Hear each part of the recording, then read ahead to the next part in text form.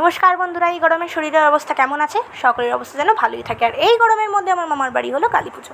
আমার বোন আবার পড়েছে, মামাতো বোন আবার পড়েছে সেই মায়াপুরের বিখ্যাত ঘাগরা, আর আমি পড়েছি বৌদির কাছ থেকে হাত সাফাই করা একটা শাড়ি। ওই দেখো, কথা বলতে বলতে ঠাকুর চলে এসেছে। আমি ভিডিও করবো বলে তাড়াতাড়ি করে চলে আসলাম। এসে দেখি কুমোরদের কি অবস্থা। আরে বাবা, এটা তো একটা ঠাকুর নাকি বাচ্চা ঠাকুর বলে খালি গায়েতেই পাঠিয়ে দিয়েছে। এটা বাবা, সে নয় বুঝলাম, কমের মধ্যে নয় একটুখানি সোলার সাজি করে দিতিস। আর এই দেখো, এটা হলো আমার মামার বাড়ি। ছোটোবেলায় জানো তো, আমি আমার মামার বাড়ির স্ট্রাকচারটা দেখে ভাবতাম আমার মা হয়তো একটা জমিদার বংশের মেয়ে, আমার মামার বাড়ি হয়তো একটা জমিদার বাড়ি। তারপরে দেখলাম না না, আসলে অনেক দিনকার পুরনো বাড়ি, তো দেখে বুঝতে পারছো না, ভাঙাছোড়া অনেক দিনকার পুরনো বাড়ি। আর অনেক ফ্যামিলি এই বাড়িটার মধ্যে থাকে। দেখো, ছোটো ছোটো ছোটো ছোটো ওপরে জানলা করা।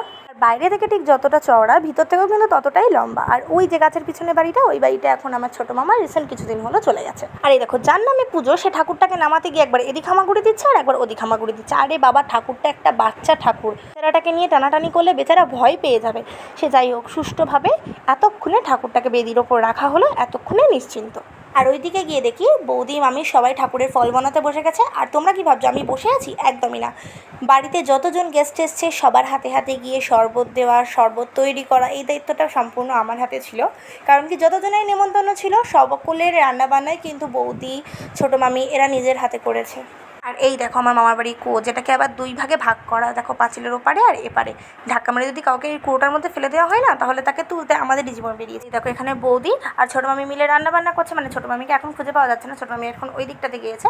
আর আলাদা করে লোক ভাড়া করা হয়নি। আর গেস্টদের জন্য মামিরাই বাড়িতে রান্নাবান্না করছে। ছোটো মামি যতই ওই বাড়ি এই বাড়ি চলে যাক না কেন, ছোটো মামিকে সকলেরই একটু প্রয়োজন পড়ে, কারণ বাড়ির ছোটো বউ বলে কথা, অল্প বয়স।